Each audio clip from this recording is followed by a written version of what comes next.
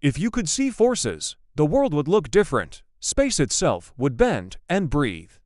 Air would press on you like water. Light would push on your skin. Magnets would draw invisible lines through your phone and your keys. Gravity would tug unevenly from every hill, building, and human nearby. We can't see any of that, so how do we measure it? Tonight, 5 simple ideas turn invisible forces into visible numbers, from kitchen table DMOS to the same tricks used in world-class labs. Start with the oldest translator in physics, displacement. If a force pulls on something elastic, it moves a little. Hooke's law says force equals a stiffness constant times stretch F equals K times X. That's a spring scale. Hang a bag of sugar, and the spring stretches a set amount. Hang 2, and it stretches twice.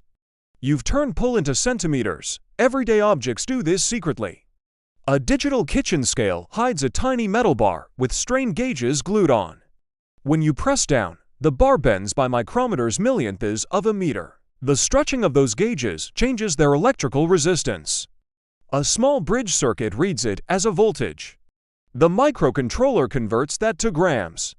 Force becomes displacement. Displacement becomes a signal. Signal becomes a number on a screen. This same idea scales down to the nanoscale. In an atomic force microscope, a hair-thin cantilever acts like a microscopic diving board. A whisper of force from a single molecule deflects the tip by nanometers. A laser reflects off the back and lands on a position sensor. The tiniest bend, just billionths of a meter, gets amplified into a measurable shift. You can feel the logic. Whenever you can make a force produce a tiny, repeatable shift in position, you can measure it. To try the principle at home, hang a small weight from a spring or elastic band, mark the stretch at one known weight, and you've calibrated your own force meter. With 2 marks, you built a straight line. Every new stretch lands somewhere on that ruler. Sometimes forces are too small to see as a straight stretch, but they'll twist something. That's the torsion trick. Force becomes torque. Torque becomes angle. Imagine a light bar suspended by a skinny fiber. Push gently at one end, and the bar rotates a hair. The restoring torque in the twisted fiber pulls it back, just like a spring would in a straight line. 2 centuries ago, Henry Cavendish used a torsion balance to weigh the Earth. He placed heavy lead spheres near smaller ones on a suspended bar. Gravity, yes, between those spheres pulled with a minuscule force, barely enough to twist the fiber. By measuring that tiny angle and knowing the geometry, he could estimate the gravitational constant. The beauty is in the translation. Gravity to torque, torque to angle, angle to a number. You can replicate the spirit of it with a magnet on a thread and a laser pointer. Tie a small magnet to a long, thin thread so it hangs freely. Stick a tiny mirror to the magnet, or use a shiny surface, and aim a laser at it so the reflected spot lands across the room. Bring another magnet close from the side. You'll barely nudge the hanging magnet, but across the room the laser spot will slide by centimeters. That's an optical lever. Tiny angles become large spot motions. Once again, the force itself is invisible. Its rotation is not. Measure the spot shift, and you've measured the torque. Measure the torque, and you've measured the force. What if you don't want to watch anything move at all? Then you let the force write an electrical signature force to voltage. Push a crystal of quartz along the right axis and charges separate on its faces, the piezoelectric effect. Tap a barbecue igniter, and that sharp click is your finger compressing a crystal. The crystal spits out a surge of high voltage to spark the gas. In sensors, we tame that same effect to read tiny forces as tiny voltages. Squeeze harder, get more millivolts, or take a Hall sensor. When charge carriers flow through a conductor inside a magnetic field, the path they want to take curves. The result is a little sideways voltage Hall voltage that scales with field strength. Your phone's compass is reading that voltage. A magnet's pull is never seen. The electrons whisper about it by shifting sideways. In both cases, a force changes the way charges arrange themselves. The meter doesn't care that the cause was invisible. The electrons do the talking. There's a more subtle trick we use for ultra-small forces. Listen to a system's favorite beat. Every object that can vibrate has a natural frequency. Add a force or a small mass or a gentle tension, and the frequency shifts. That means you can measure a force not by how far it moves something, but by how it nudges the tempo. A guitar string tightens, the note rises. A quartz tuning fork on a microbalance layers a few nanograms of material on its surface. The resonance drops by a sliver. In precision instruments, we read those slivers with counters that can time 1 billion cycles per second. Forces that would never budge a needle can still tug on a frequency. And then there's phase, the timing of a wave's peaks and troughs. If one arm of a light path gets stretched by a force, even by 1,000th of a hair, the peaks arrive out of step. Interference reveals the timing shift as bright and dark bands. Gravitational wave detectors use this.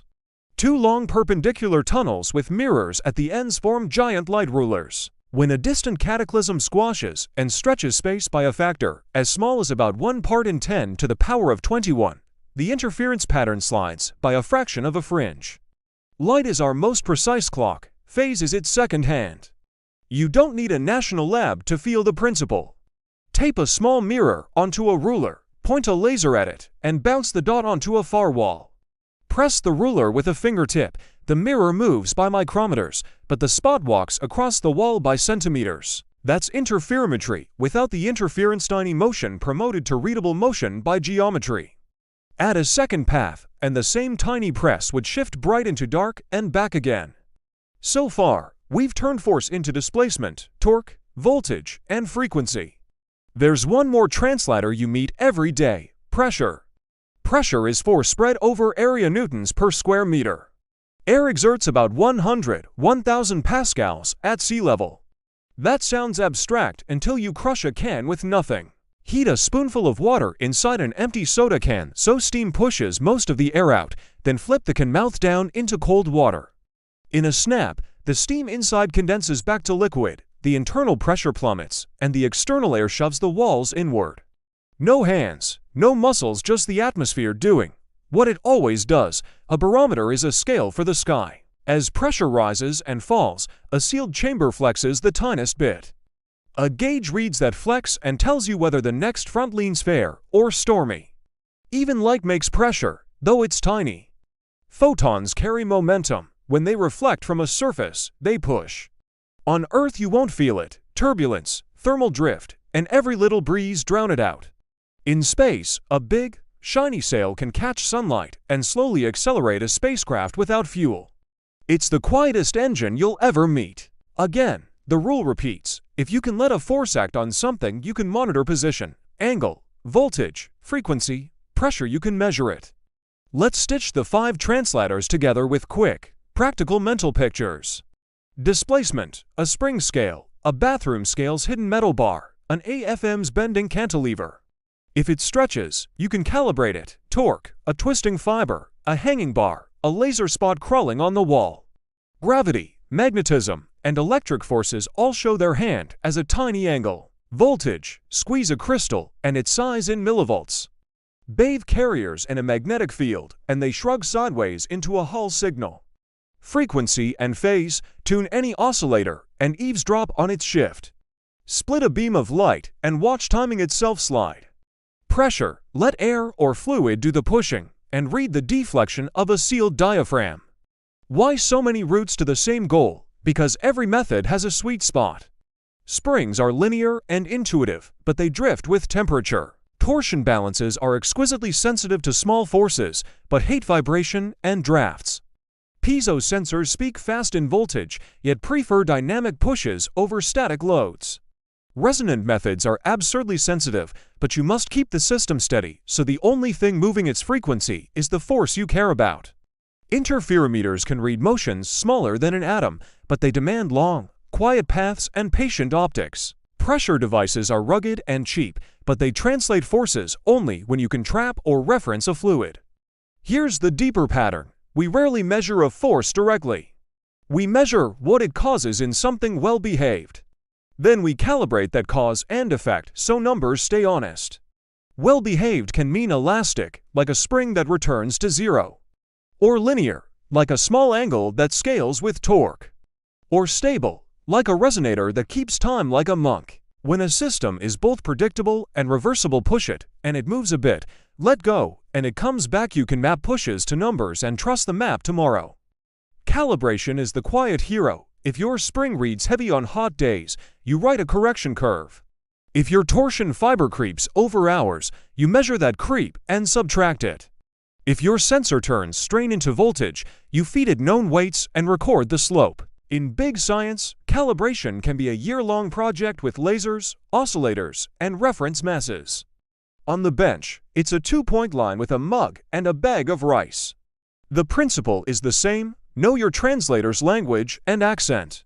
Another quiet hero is amplification. A micrometer bend becomes a centimeter beam walk across a room. A nanovolt becomes a steady digital readout through a sensitive amplifier. A hertz of frequency drift becomes a screaming error in a phase-locked loop, which acts to keep time on a stand. By doing so, reports the force trying to make it lie. Measurement is a game of leverage. The invisible does not need to be made bright, it needs to be made legible. Of course, all translators have enemies: noise, drift, and crosstalk. Noise is the random jitter of everything else: air currents, thermal motion, flickering power supplies. Drift is the slow crawl of your baseline materials relaxing, temperatures wandering. Crosstalk is when a different force impersonates the one you're looking for. Good setups fight each with symmetry and shielding.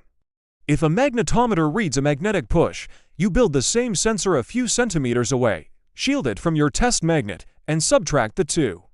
Common noise cancels, the real signal stays. If a torsion balance is tickled by drafts, you put it in a box. If a spring sags with heat, you measure the temperature and compensate, or you keep the temperature steady. Precision isn't perfect conditions, it's known conditions. Why does any of this matter beyond the lab? Because the world runs on invisible pushes.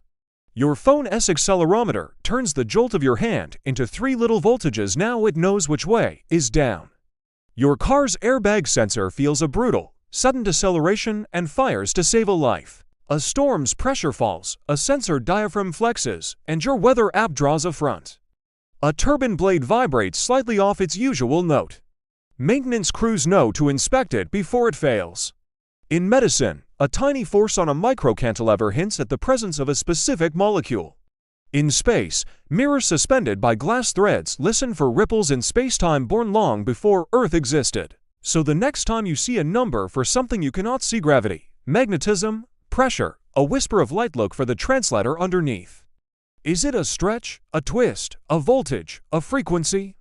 A pressure difference. If you can name the translator, you can understand the measurement, and if you understand the measurement, you can judge what to trust.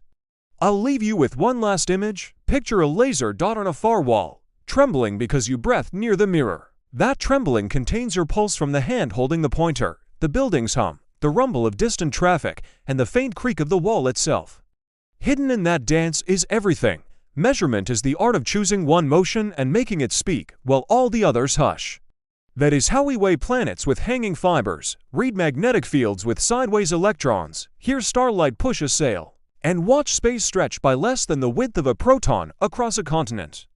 The forces are invisible, the numbers are not.